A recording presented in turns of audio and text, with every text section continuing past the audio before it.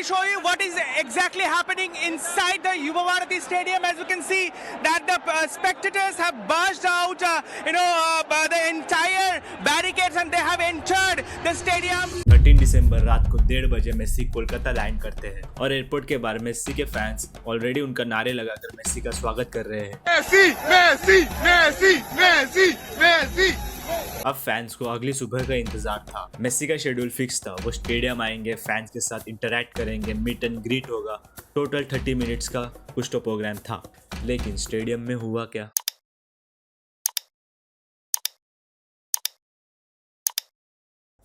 Messi बस 10 minute के लिए ग्राउंड पर थे। जो फैंस मेसी को देखने आए थे वो उनको ठीक से दिखा भी नहीं। क्यों?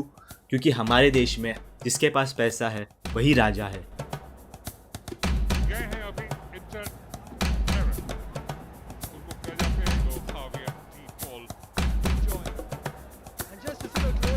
पॉलिटिशियंस ने मेसी को चारों तरफ से घेर के रखा। डिपॉल के साथ तो फोटो लेने के लिए उनका हाथ तक खींचा गया। इवेंट इतना केओटिक बन गया कि मेसी के टीम ने सजेस्ट किया कि यहाँ से चलते हैं। उसके बाद क्या हुआ? जो फैंस 5,000 और 10,000 भर के मेसी को देखने आए थे उन्होंने अपना गुस्सा दिखाया और ग्राउंड पर आ गए। एक बंदा तो अपनी खुद की शादी छोड़कर मेसी को देखने आया था। ये once in a lifetime moment होता है दोस्तों, आप नहीं समझ सकते। मैं खुद एक मेसी फैन हूँ।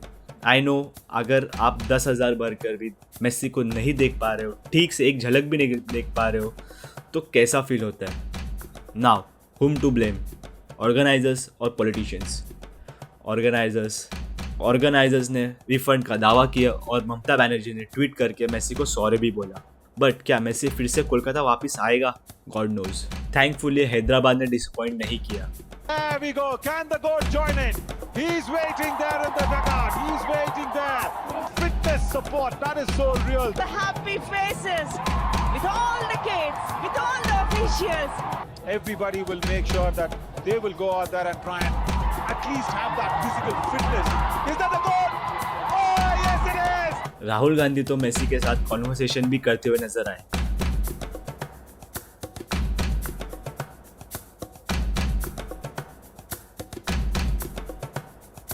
और लोगों ने बोला पढ़ा लिखा politician. I don't know Rahul Gandhi can speak Spanish और not, but the scenes were looking good. और जैसा इवेंट कोलकाता में होना चाहिए था वैसा इवेंट हैदराबाद और वानखेड़े में हुआ।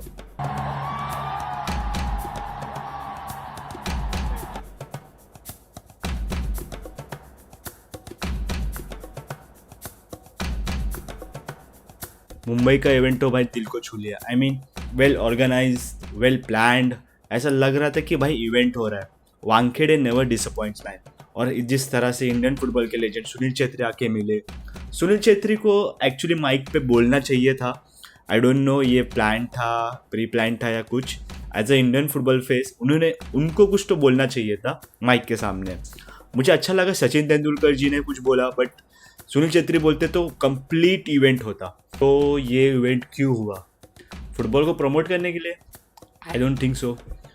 क्योंकि अगर फुटबॉल को प्रमोट ही करना होता तो जो मेसी के बैनर्स लगे हैं उनके साथ फुटबॉलर्स या फिर कोई स्पोर्ट्स पर्सन इनके फोटो छपे होते, राइट? लेकिन छपा किसका? ऑब्वियसली पॉलिटिशियंस का। मेरे हिसाब से ये बस मीट एंड ग्रीट इवेंट था। इसमें फ़ायदा बस पॉलिटिशियंस एंड ऑर्गेनाइजर्स को हुआ। ऑर्गेनाइजर्स को कैसे? उनको पता है कि मेसी का फैन बेस बहुत स्ट्रांग है इंडिया में, तो क्यों ना इसका फ़ायदा उठाया जाए। पॉलिटिशियंस को कैसे? देखो, पॉलिटिशियंस का एक पुराना फंड है, जहाँ भीड़ दिखे वहाँ माइक लेके पहुँच जाओ। आपको उस इवेंट के बारे में पता हो या ना हो, बस जाओ, बोलो, बकवास करो, चले जाओ। इस सब में मुझे एक अच्छा क्या लगा मालूम है? मुंबई का क्राउड। जब माइक एक इंसान के हाथ में आया, लेकिन उस इंसान ने भी अपना इंडियन पॉलिटिकल वे दिखा दिया कि कैसे क्राउड को कंट्रोल किया जा सकता है, कैसे इंडियन पॉलिटिक्स क्राउड को कंट्रोल करते हैं।